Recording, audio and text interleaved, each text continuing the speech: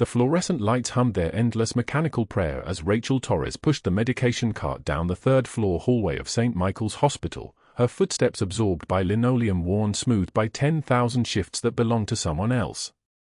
The temp badge clipped to her scrubs read R. Torres, Contract RN, printed in the hospital's default sans serif, the kind of badge they issued to people who didn't stay long enough to matter.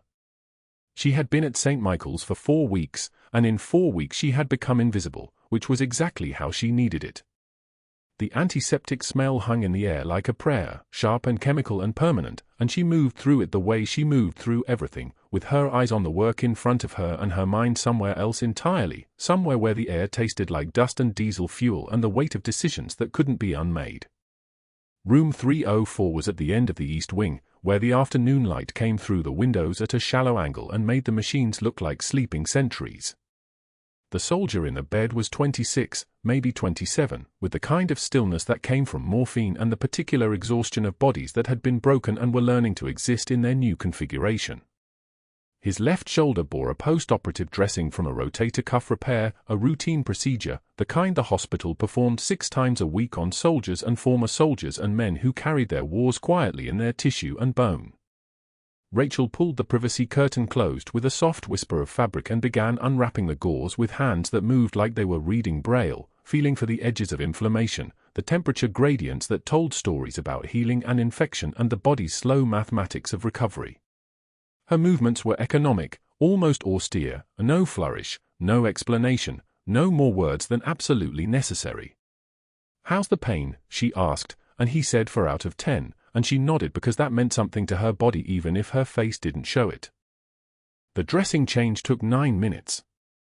She had timed herself once, years ago, in a field hospital with mortar fire rattling the canvas walls, and since then she had never needed to time herself again. Her hands knew the choreography. Sterile field. Gentle pressure on the edges of the old bandage where it had begun to stick. The reveal, pink tissue, good granulation, no signs of seroma or hematoma. New gauze, the texture of it like clean snow, and she arranged it in layers with the precision of someone who understood that the difference between a dressing that healed and a dressing that complicated could be measured in millimeters. The ranger watched her through the morphine fog with something flickering behind his eyes, some recognition that didn't have a name yet, and he said nothing because the way she moved told him everything he needed to know about her relationship with wounds and their requirements. She taped the final corner in place and stepped back, and the work was complete. "You did your time," he said. Not a question. She met his eyes for just a moment. "Get some rest, Ranger. That shoulder's going to need patience." She didn't answer the question because answering would have been a conversation, and conversations left traces, and traces were complications she couldn't afford. She had spent the last 18 months learning to be unremarkable, to be the kind of nurse that other nurses forgot was in the room, and it had worked so far the way silence always works, by being the absence of something rather than the presence of noise. The folded flag in her locker waited for her like it always did, triangle of fabric holding color she wasn't supposed to have anymore, from a place she wasn't supposed to speak about, and she would touch it before her next shift the way she touched it before every shift, a ritual that was the only prayer she still believed in. The chart review happened during the quiet part of the afternoon, after rounds, and before dinner trays, when the unit settled into that peculiar lull where the machines kept their vigil and the nurses caught up on documentation. Rachel sat in the documentation alcove at the end of the hallway, a recessed corner with a single computer terminal that looked out onto the unit through a narrow window, and she worked through the billing codes for the post-operative cases because that was part of the job, verifying that the codes matched the procedures, that the documentation aligned with what had actually been done in the operating room. It was tedious work, the kind that most nurses skipped or completed with less attention than it deserved, but she had been trained to notice discrepancies, to understand that details that seemed small could become significant when they accumulated, and when she opened the chart for the Ranger in room 304, something didn't fit. The procedure code for surgical supplies had been billed at $4,847 for a standard rotator cuff repair, but the actual supplies used, the anchors, the sutures, the minimal hardware required, should have totaled somewhere in the $1,200 range. She pulled 3 other charts from the same surgeon. All of them showed the same pattern. Inflated supply costs by a factor of 4, sometimes 5. The bills went to the patient's military insurance, which paid them without question because insurance worked on the principle of trusting that hospitals wouldn't defraud them, and underneath the legitimate codes were charges for items that hadn't appeared in the operative notes. She pulled up another chart. Same pattern. And another. And another. Rachel made a note in the flagging system that was supposed to catch these things, a notation that was professional and careful and easy to miss if you weren't looking closely, because the system relied on the assumption that whoever reviewed it would be competent and well-intentioned and not someone with something to hide. She didn't highlight it or make a fuss about it because making a fuss about things was a reliable way to draw attention, and attention was something she had learned to avoid the way predators avoid light. She just documented it. Clinical and precise, post-op supply codes appear to exceed standard procedure costs. Recommend billing review for items 847A-B through 847F, cases dating back 8 months. The notation stayed in the system for approximately 6 minutes before Dr. Gregory Pierce pulled up the same chart during his evening documentation. He was 6 feet 5 inches tall, the kind of tall that made doorways seem designed specifically to frame him, and he moved through the hospital the way he had learned to move through everything, with the confidence of someone who had never once been told that his presence wasn't welcome. His hands were soft in a way that suggested they had done their serious work years ago and had since been reserved for signing things, and his eyes moved across the screen with the particular intensity of someone who had just realized that his financial arrangement with a medical supply distributor, 3 years of kickbacks, a comfortable $150,000 annually in payments that went to a shell account in Delaware, was about to become visible to someone who might ask questions about it. He read the notation twice. Once quickly, as if he might have misread it. Once slowly, understanding precisely what it meant and who would see it and what would happen if anyone involved in hospital administration pulled the thread. Then he closed the chart and sat very still in the way that people sit still when they are making decisions about how to proceed, and his decision, when it arrived, was clean and simple. The notation had to disappear, and so did the person who had written it. He began the same evening. He created a personnel file entry documenting that Rachel had misfiled a medication order at 2:13 p.m., which she hadn't, and that she had been late to her shift on Tuesday, which she hadn't, because her shifts began at 6:45 a.m. and the hospital security footage would show her badge scan at 6:41 a.m. The documentation was meticulous and false, the kind of false that was difficult to disprove because it didn't rely on things that could be verified, only on his word against hers, and his word carried weight that hers didn't. He wrote in his neat cursive, pattern of care quality concerns. Recommend monitoring and potential probationary period. He dated it carefully and filed it in the system where the hospital administration would see it, and then he made a note to create 3 or 4 more similar entries over the next 2 weeks, building a paper trail that would eventually lead to a termination that would look professional and justified and would have nothing to do with the fact that she had seen something she wasn't supposed to see. Rachel's shift ended at 7:15 p.m. She changed out of her scrubs in the locker room, where 3 other nurses were already changing, already heading toward evening traffic and home, and she opened her locker to hang her badge on the hook where it lived between shifts. The folded flag was there, exactly where she had left it that morning, a triangle of fabric roughly 4 inches on each side, red and blue and white, creased along angles that had never quite smoothed out because the person who had folded it had been in a hurry, and then he was dead, and no one had unfolded it since.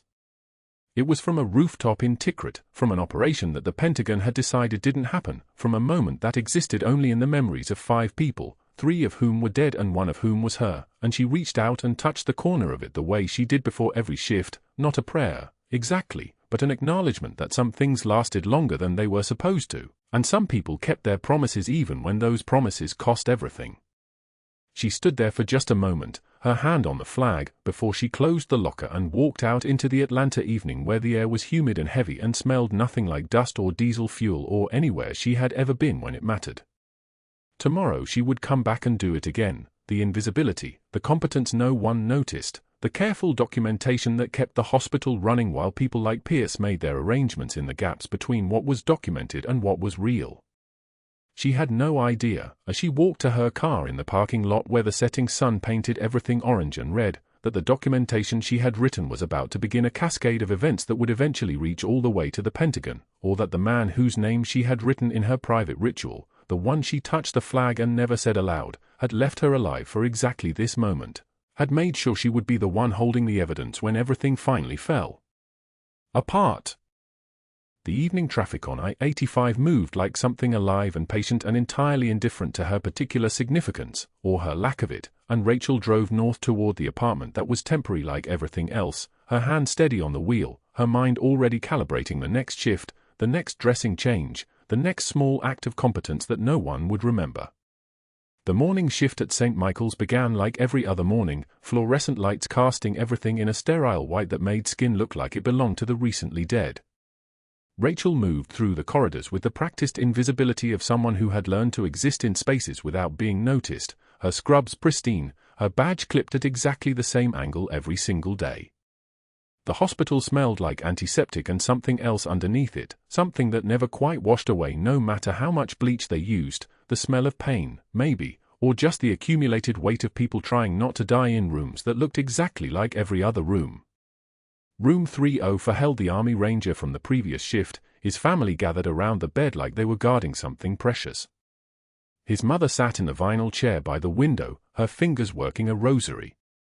His father stood at the foot of the bed with the rigid posture of someone trying not to show fear. And beside them, leaning against the far wall with the particular stillness of a trained soldier, was the Ranger's brother, a Marine gunnery sergeant with the kind of shoulders that made doorways seem smaller.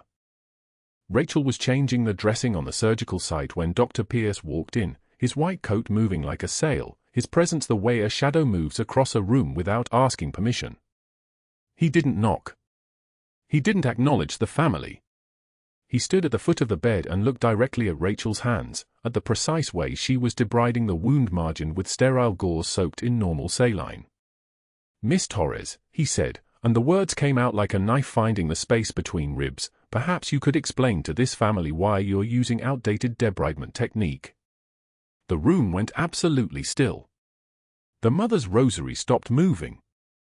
The father's jaw tightened. The Marine's eyes narrowed with a particular intensity that suggested he understood exactly what he was watching. Rachel's hands paused for half a heartbeat. Then they continued. Her fingers remained steady. The gauze moved with the same precision, the same careful attention to keeping the shrapnel debris clear of the wound bed without disturbing the granulation tissue underneath. Or perhaps our little temp nurse doesn't actually know current protocol, Pierce continued, stepping closer, crowding her against the bed rail until she could smell the coffee on his breath, the faint cologne that probably cost more than her weekly paycheck. This is improper wound care technique. The kind of corner cutting that gets patients infected. Maybe they taught you this at whatever community program you scraped through, but at St. Michael's we have standards. Rachel's jaw tightened almost imperceptibly. Just the smallest flecks of muscle, barely visible, the kind of tell that only someone trained to recognize control under pressure would catch. She finished taping the dressing with hands that didn't shake, initialed the chart with a steady line, and left the room without a word. Not defensive. Not angry. Just gone, the way you'd leave a building that had begun to burn. She could hear Pierce behind her, turning to the family with theatrical concern. "I apologize for this. We'll get someone competent assigned immediately." The break room at 12:56 p.m. was a fluorescent box with a microwave that smelled like hot plastic and reheated coffee. Rachel sat at the table with her lunch container unopened in front of her, staring at nothing in particular. 3 nurses at the far end of the table looked at each other. Without speaking, they collected their meals and relocated to the hallway, their footsteps deliberately loud, their silence deliberate. A 4th nurse who had been approaching the microwave changed direction entirely, as if the room had suddenly become contaminated. Rachel ate alone. Salad from a container she'd prepared the night before. The lettuce was slightly wilted. She didn't taste it. Laughter drifted from the hallway, the kind of laughter that carried the shape of her name underneath it, spoken just quietly enough that she was supposed to hear it but not supposed to acknowledge it. The next morning, Dr. Pierce posted a formal written warning on the unit board where everyone could see it. White paper. Red ink. The circles were vicious. Failure to follow protocol, R. Torres, 11/14. His handwriting was precise and clinical, like his cruelty was something he'd learned from a textbook. Rachel read it standing in front of the board, surrounded by the usual chaos of shift change, nurses gathering, residents checking their schedules, the organized pandemonium of a hospital in motion. She pulled the acknowledgement sheet from the clipboard and found the empty signature line. She signed her initials with steady hands, the R and T clean and exact. Her fingers lingered on the pen for 3 seconds longer than necessary. Not trembling. Not from emotion. Just a pause, the kind of pause that comes from someone calculating their next move, someone thinking 3 steps ahead. Pierce watched from the nurse's station with a satisfied smile, the kind of expression a man wears when he believes he's won something. Then he picked up the phone and made a call to someone he addressed as board member. His voice dropped. His tone became conspiratorial, the voice of a man discussing something confidential with someone who already knew which side he was on. Rachel didn't look at him, just moved through the hallway with her vital signs logbook, her face a blank professional mask. That afternoon, Pierce pulled her personnel file from the records office and spread it across his desk in his office. 1 page. Her name. Her social security number. A single reference number that connected to a VA line that had been disconnected for 6 years. No military history. No discharge papers. No explanation for the 2-year gap in employment between 2015 and 2017. Just gaps and ghosts, the kind of record that told you either nothing or everything, depending on who you knew. He made a second phone call. This one lasted longer. His voice became quieter, more measured. He mentioned employment liability. He mentioned reference verification. He gave the caller Rachel's name, her social security number, and the disconnected VA phone line that led nowhere at all. Then he hung up and made a notation in his own private file, background check initiated. Potential HR issue. By that evening, he had scheduled a performance review meeting for Friday at 2 p.m.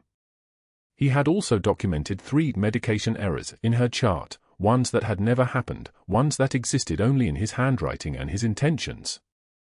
A 10 mg dose instead of 5 mg. A missed vital sign check at 6 a.m. A charting discrepancy that he'd created himself, word by word, building a scaffolding of false documentation that would be impossible to disprove without access to records that didn't exist. The ranger in 304 tried to catch Rachel's eye during her next afternoon rounds, his morphine-fogged brain struggling to place her face in the context where she was supposed to be a temporary nurse, a woman in scrubs, someone with no significance. But something underneath the drugs was nagging at him, some echo of recognition that his conscious mind couldn't quite access. He watched her hands as she checked his foresight, as she documented his fluid intake, as she adjusted his oxygen saturation monitor with the kind of precision that belonged to someone who'd done this under conditions far worse than a sterile hospital room in Atlanta. "You," he started to say, his words slurring slightly, "I know you from somewhere." Rachel finished her charting without looking at him. "Just a nurse," she said quietly. "Try to rest." But when she left the room, she noticed that the Marine gunnery sergeant was still sitting in the hallway, still watching. And in his eyes was that same confusion, that same sense of something not quite fitting into the narrative he'd been given. He watched her walk past without speaking, his posture suggesting that he was making connections his conscious mind hadn't quite assembled yet, that somewhere in his background training, in the years of recognizing threats and assessing combat situations, something about this quiet temp nurse was setting off alarms he couldn't quite explain. The next 6 hours moved with the particular velocity of a hospital night shift, the pace accelerating and decelerating in waves, moments of chaos separated by stretches of waiting, of watching monitors count down the small vital signs that separated the living from the dying. Rachel completed her tasks. She documented her care. She moved through the corridors like someone who had learned a long time ago that invisibility was a more reliable survival strategy than visibility. And then, at 2:44 a.m. on a Tuesday, everything changed. But that wasn't the worst part. The worst part was that Rachel had been expecting something like this. Not this exactly. But something. Because she had learned a very long time ago that there were consequences for seeing things you weren't supposed to see.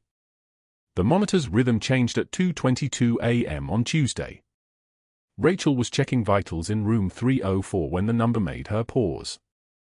84%. The oxygen saturation had been 92 minutes ago. She watched the number drop again. 82. Her eyes moved to the ranger's chest. The breathing pattern had shifted. Shallower. Faster. His neck veins were distended like cords pulled tight under the skin, and when she looked at his throat she saw it, the trachea deviating to the left, subtle but unmistakable to someone who'd seen it before. Someone who'd held a throat like this while medevac rotors thundered in the distance. Tension pneumothorax. A collapsed lung pushing against the heart. For minutes from cardiac arrest. The monitors hadn't screamed yet because the hospital's equipment was designed to watch, not predict. Rachel didn't wait for Pierce's approval. That was the decision. That was the moment everything pivoted. She moved to the crash cart with the fluid precision of muscle memory taking over, her hands already knowing where the needle lived. 14-gauge angiocath needle. 2 centimeters. The second intercostal space, midclavicular line. She swabbed the ranger's chest with antiseptic that smelled like copper and institutional violence. His eyes widened as he recognized the motion. Recognition of competence. Recognition that the quiet temp nurse was doing something a temp nurse did not do. She didn't hesitate. The needle went in. The angle was perfect because her hands had learned it in a rooftop in Tikrit while another soldier bled out 3 feet away and she was the only one left standing. For seconds. The hiss of released pressure filled the room like a valve opening on a sealed chamber. The sound was almost musical if you'd never heard it before. If you had heard it, it was the sound of a life not ending. The oxygen saturation climbed. 85. 88. 91. The ranger's breathing deepened. His eyes closed. The monitors steadied into their mechanical rhythm again, and Rachel's hands moved back to her sides with the same measured calm they'd carried into the room. Dr. Pierce arrived 10 minutes later. His face went through 3 expressions in succession. Confusion first. Then comprehension. Then something that looked like the moment a predator realizes the prey has teeth. He didn't speak to Rachel. He picked up his radio and spoke to someone else. 3 words. Security. Now. Here. He was still in the room when they came, 2 guards who knew his authority better than they knew protocols. They knew him from the hospital board. From his family connections. From whatever currency he'd spent to make sure he had power over things like who stayed and who left. Pierce handed them a folder, Rachel's personnel file, already prepared like he'd been expecting this moment. Maybe he had been. Maybe he'd been waiting for her to give him something to use against her. And she had. She'd done exactly what a captain would do. She'd saved a life. She'd operated outside her scope of practice for a temp nurse because inside her scope of practice was watching someone die. The guards weren't rough about it. They were professional. One of them even looked apologetic as they walked her out at 3:27 a.m., past the empty hallway where the fluorescent lights flickered in their endless mechanical complaint. Pierce followed them to the administrative office on the 3rd floor. His office. Wood paneling and a desk that cost more than Rachel's car. He opened her personnel file and slid it across to her like evidence. Performing procedures outside your scope of practice is grounds for immediate termination, he said. His voice had the texture of someone who'd never been told no by someone who mattered.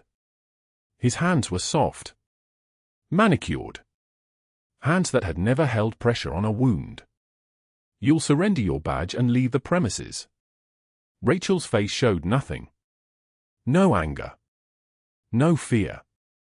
Just the same expressionless calm she'd maintained for 4 weeks while he built this scenario one insult at a time. She removed her badge from her pocket and set it on the desk. The plastic clattered against the wood. The patient needed, she began. What the patient needed, Pierce interrupted, leaning forward, was a physician. Not a temp nurse playing hero. He was enjoying this part. The power part. The part where the quiet person finally got to understand that quiet was just another word for powerless. I've already contacted the board member who oversees credentialing. He pulled out her application. His finger found the reference line. Your application listed a VA reference that doesn't exist. Your employment history has gaps we can't verify. Frankly, Miss Torres, I'm not sure you're even qualified to be here. Rachel watched his hands move across the paperwork. Hands like a conductor's. Hands that were about to orchestrate her erasure. He picked up his phone. The first call was to a voice that answered on the second ring. His fraternity brother. The board member. We need to discuss a liability issue, Pierce said into the phone. An employee who may have falsified credentials. I'm documenting everything now. Yes, I'll send it to your private email. 30 seconds. Then he hung up and dialed again. The VA line. Rachel listened to the tone change when the phone rang through to disconnected service. A recording announced that the number was no longer in operation. Pierce's smile didn't falter. He'd expected this too. He'd probably expected every single part of this moment like it was choreography he'd rehearsed. The third call was different. This one had a purpose that felt sharp and pointed. I need a complete background on Rachel Torres, he said to someone on the other end. Employment verification. Service records. Everything. I need a report by noon. Rachel stood. She took her jacket from the back of the chair. Her hands were steady because steadiness was a discipline she'd learned a very long time ago, when trembling meant missing shots and missing shots meant people died. Pierce made eye contact while she was buttoning the jacket. He was waiting for the moment. The moment when she would break. When the quiet mask would crack and she would cry or scream or beg. It was the moment he'd been building toward since he realized she was a threat. But Rachel Torres didn't break. She never had. Breaking was a luxury for people who'd never stood on a rooftop in Tikrit while their spotter lay bleeding out beside them. Breaking was for people who got to process trauma in therapy instead of on the next mission. She turned toward the door. You'll need to return all hospital property, Pierce said behind her. Still performing. Still conducting. Keys. Passwords. Access badges. Everything. Rachel set the keys on the desk next to her badge. The plastic and metal rested there like artifacts of a life that was already being erased. She didn't respond. Pierce made his second call before she reached the hallway. The private investigator. A man who specialized in employment liability issues. A man who made his living in the spaces where people didn't match their paperwork. The conversation lasted for minutes. Pierce described Rachel in the clinical language of a threat assessment. Previous employers. Educational background. Military service supposedly documented on a VA line that no longer existed. The investigator listened and asked questions that circled around the gaps. The missing years. The employment history that didn't quite connect. The reference that had evaporated like it had never existed at all. The investigator called back at 5:33 a.m. Rachel was already at the bus stop by then, standing in rain that fell like judgment on a city that had no idea what had just happened. The investigator had his report. There's almost nothing, he told Pierce over the phone. Her discharge papers list a clerical designation, but her application claims ER experience. No trauma certifications on file. No references that check out. It's like she didn't exist before 2 years ago. Pierce had smiled into the phone. The smile of a man who'd just found the leverage he needed. Document everything, he'd said. I want a report that makes her unemployable. Everywhere.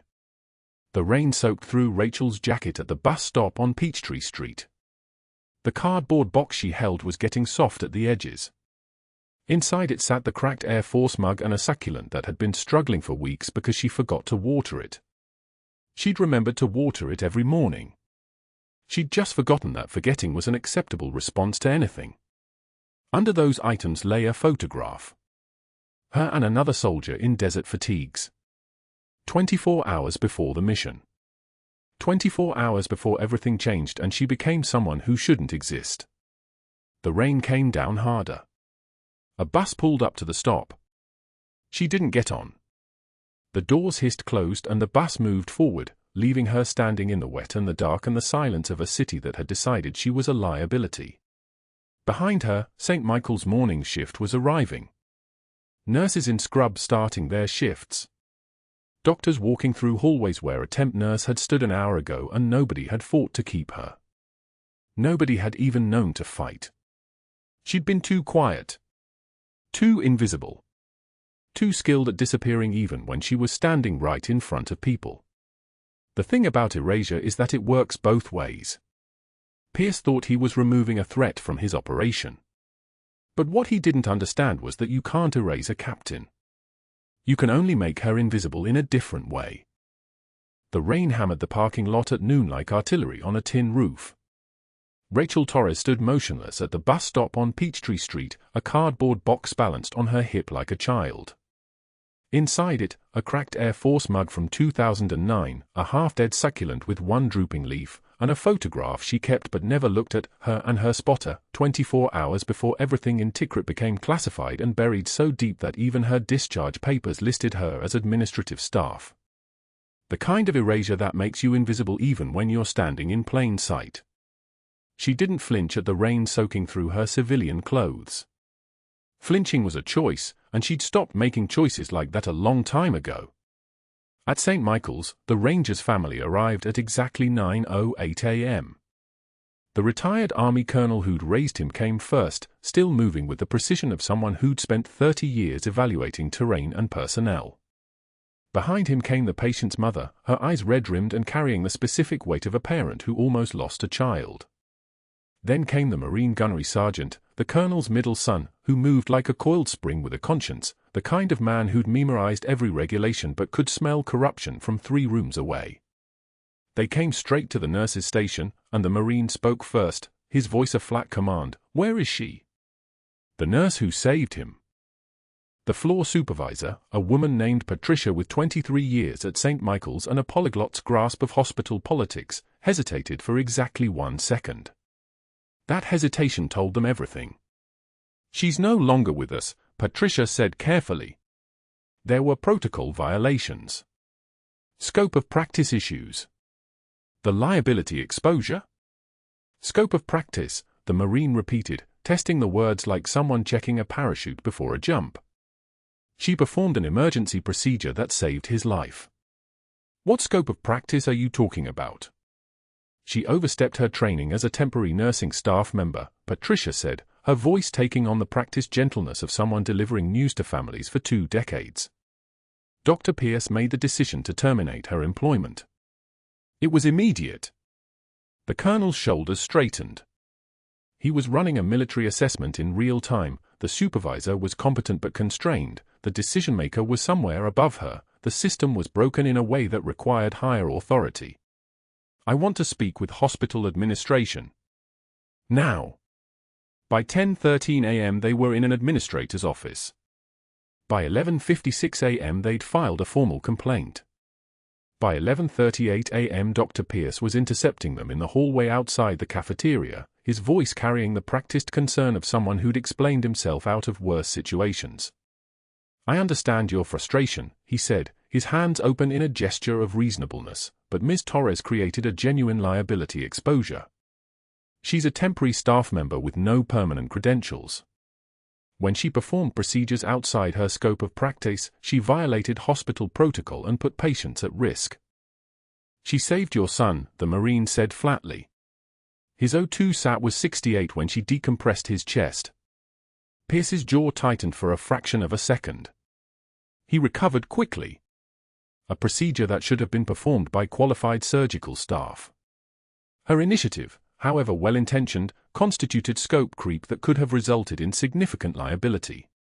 The colonel studied Pierce the way he might evaluate an officer who'd just made a tactical error without understanding the consequences. "What's her name?" he asked. "Her full name." "Rachel Torres, but she's no longer." "And you fired her for saving my son's life." "Not a question. A statement of fact," delivered with the weight of command authority. Pierce began explaining hospital policy, professional standards, risk mitigation, but the Marine gunnery sergeant had already stepped to the side of the hallway, fingers moving across his phone with the kind of clearance that opened military databases.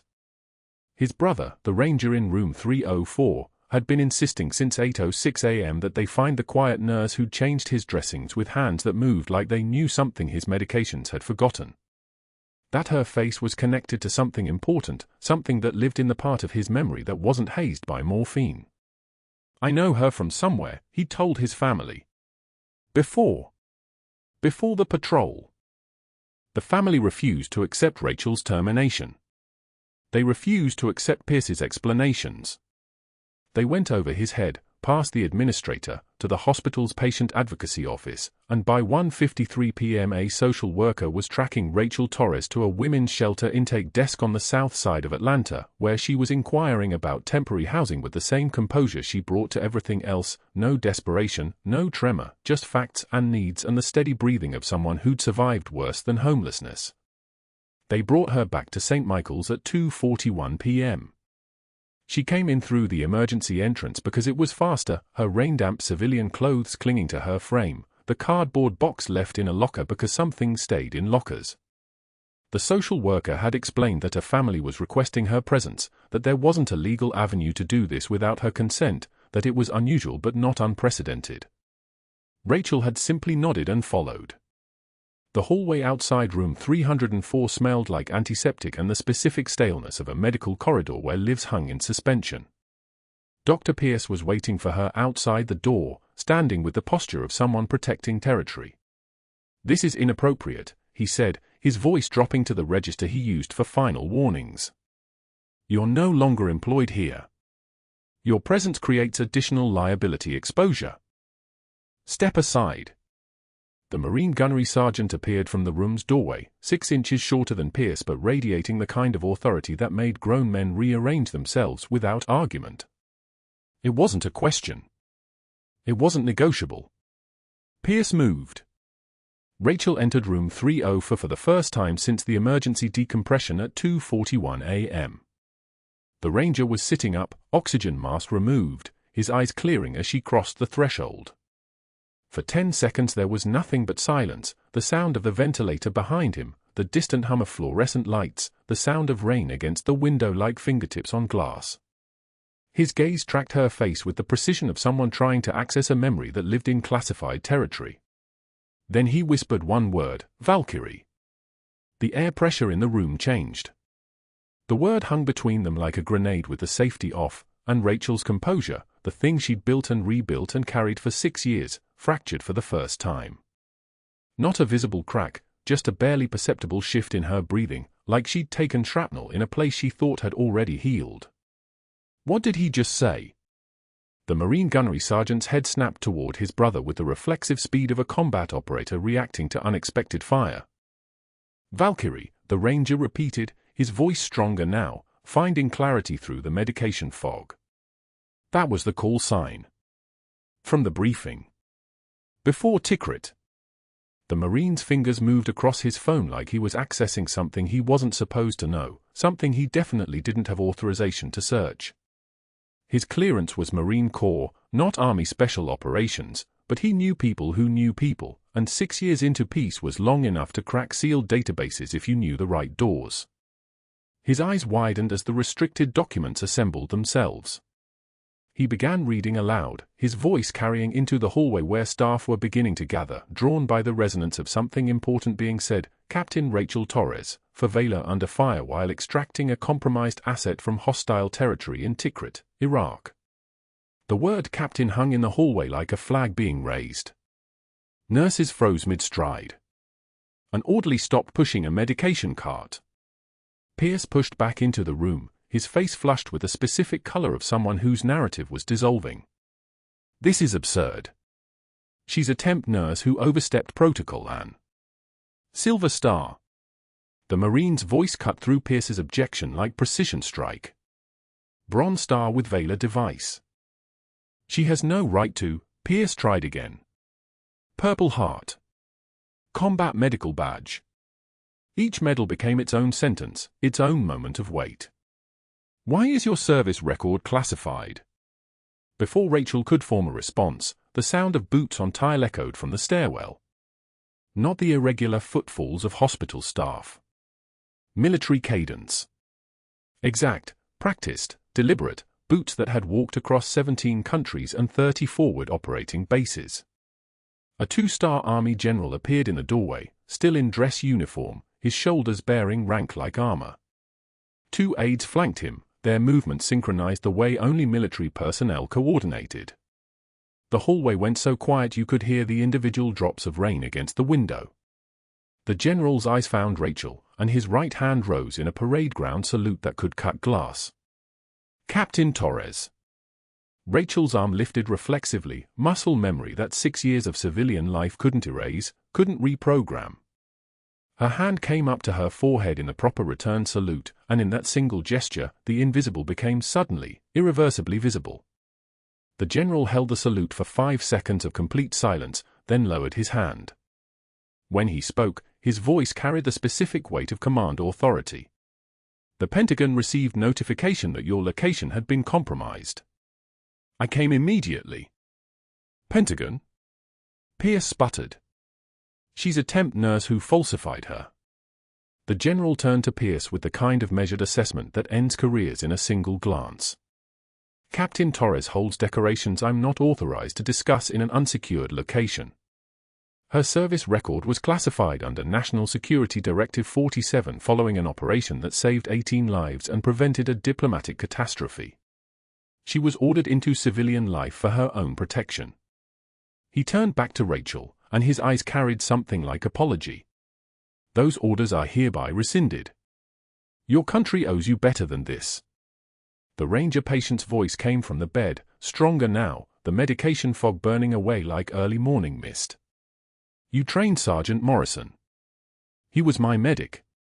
He talked about you before he died in Kandahar."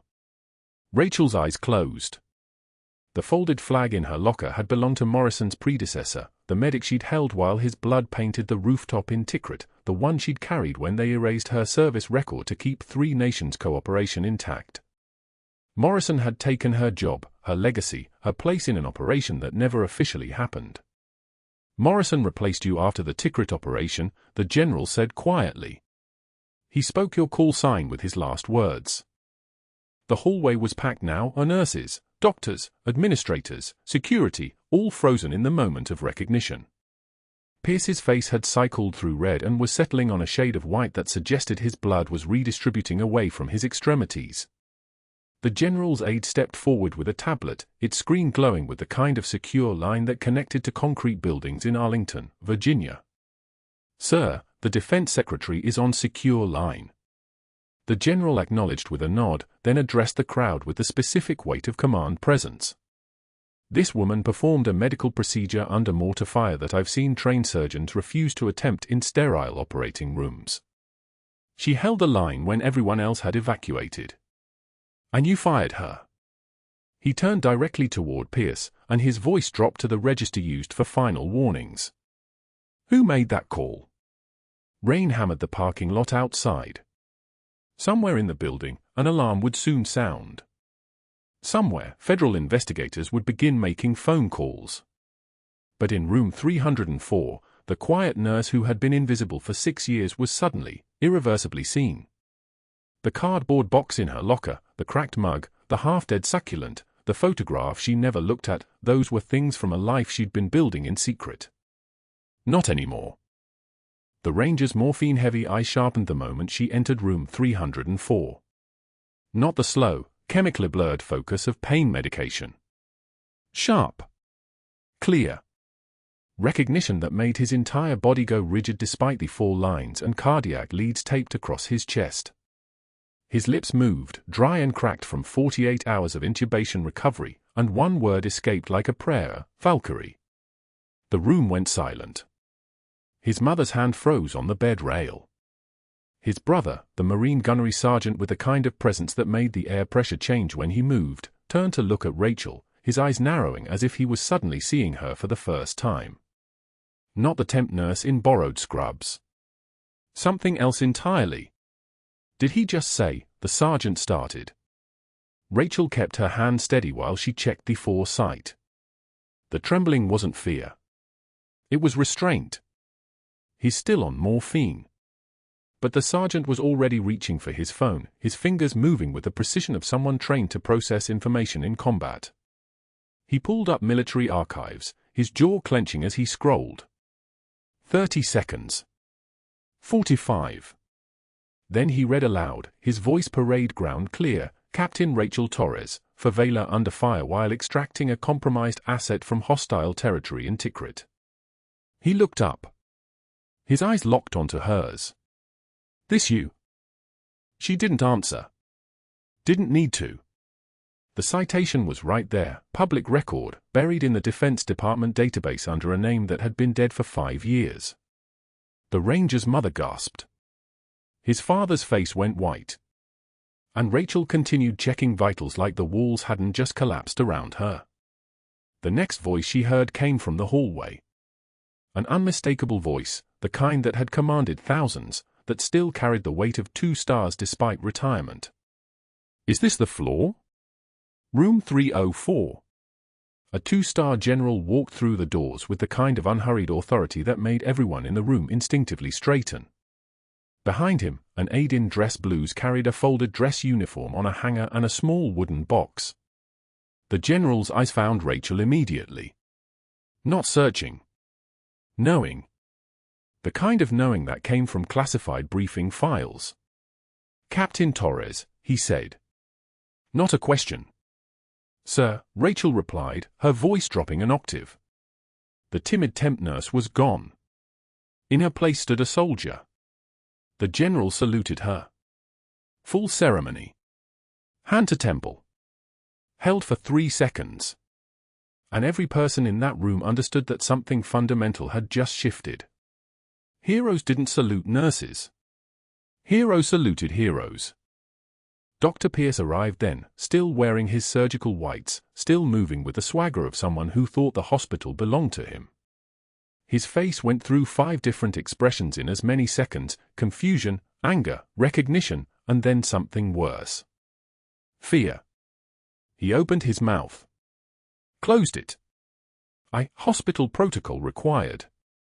You humiliated a decorated combat veteran. The general's voice was soft. It was also the kind of soft that preceded explosions. You fired the nurse who saved his life. What are your trauma credentials, doctor? Pierce stammered something about his CV, his years of practice, but the Marine gunnery sergeant was already pulling up billing records on his phone, his thumb scrolling with mechanical precision. These supply charges are inflated by 40%. The codes don't match the procedures. Rachel flagged this 3 weeks ago. An administrator appeared in the doorway, her face draining to ash. We need to review those immediately. This is about a nurse who exceeded her authority. Pierce tried again. But the general's aide was already making calls, and the words came through the hallway so clearly that everyone heard them. Yes, sir. Captain Torres is confirmed. We need Defense Department medical billing auditors at St. Michael's Hospital in Atlanta immediately. There are irregularities in VA patient charges. Pierce's personal phone rang. He answered, and his hand started shaking before he even heard the voice on the other end. 30 seconds of silence. Then, yes, I understand, but... The investigator found what? No, I didn't know she was. I had no way to verify. His eyes darted to Rachel. His mouth opened but nothing came out. He ended the call and stood there like someone had surgically removed his certainty. The hospital's medical director appeared, having clearly seen the phone video already spreading across social media, the moment a 2-star general saluted a nurse while a doctor stammered excuses. My office, doctor. Now. Pierce left. And the hallway stayed quiet for exactly 3 seconds. Then an elderly man in a tailored suit stepped through the crowd. Several older doctors recognized him instantly and their faces went pale. Dr. Harrison Webb. Medical school legend. The surgeon who trained half the trauma doctors in Georgia. The man who had signed Gregory Pierce's medical degree 42 years ago. Webb had clearly seen the video. He looked at Pierce's retreating back, then at Rachel, then at the general. When he spoke, his voice carried the weight of 40 years of authority. "Gregory, I taught you medicine. I taught you the Hippocratic Oath. I did not teach you cruelty." He paused, and the fluorescent lights above seemed to buzz louder in the silence. "You humiliated a decorated veteran. You fired the nurse who saved a patient's life. You falsified disciplinary records." He turned to the medical director. "I recommend immediate board review of his credentials and a full audit of his patient billing." The dismissal was complete. Final. The kind that ended reputations. Pierce tried to speak, "Dr. Webb, if you just let me explain," but Webb had already turned away, already walking back down the hallway with the kind of posture that said he would never turn back. By evening, the hospital board had suspended Pierce pending investigation. By the next morning, federal auditors had frozen his accounts and subpoenaed 3 years of billing records. The medical supply distributor that had paid him kickbacks issued a press release denying any relationship and deleted his contact information in real time. Pierce's fraternity brother on the hospital board recused himself from the case. The private investigator returned his retainer with a single typed note, "Can't help you." Within a week, Pierce's medical license was under review by the state board. His hospital privileges were revoked. His defense attorney was suggesting he cooperate with federal prosecutors in exchange for reduced charges. The $340,000 in fraudulent charges was traced directly back to his codes. His medical school removed his name from their alumni directory. Dr. Webb never returned his calls. 6 months later, Rachel Torres ran the veterans wing at St. Michael's. The position had been created specifically for her after the hospital settled her wrongful termination lawsuit with a public apology. Her name was on the door, Captain Rachel Torres, USA, Ret., Director of Veterans Services. The nameplate was engraved in brass that caught the light just right. On her desk sat the folded flag from Tikrit beside a new photograph. Her and the ranger from room 304, both standing at a VA fundraiser in October, both alive, both smiling. Not the expression of someone saved, but someone who had already been saved 1,000 times before and had learned to carry it differently. The ranger worked in her department now, helping other veterans navigate the transition to civilian care. Morrison would have done this job if he'd made it home from that rooftop. Now his brother's brother would do it instead.